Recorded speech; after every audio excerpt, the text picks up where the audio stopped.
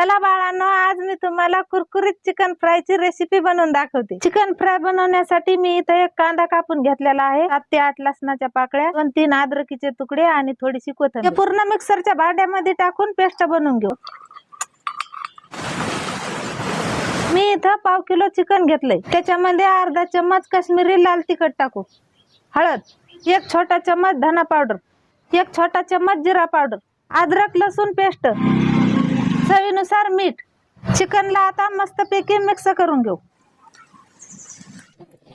छान मिक्स केलंय, याच्यामध्ये एक अंडा वरून फोडून टाकू, 2 चम्मच कॉर्नफ्लॉवर टाकू, 1 चम्मच मैदा टाकून याला चांगलं मिक्स करून घेऊ।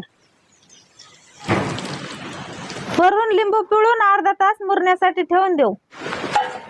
कढईमध्ये तेल गरम करण्यासाठी टाकून घेऊ। अर्धा तास झालाय, चांगलं चिकन मुरलंय, तेल चांगलं गरम झालंय। चिकनचं एक एक पीस टाकून तळून घेऊ। चिकनचे पीस चांगले फ्राय झालेत, आता याला एका प्लेट मध्ये काढून घेऊ।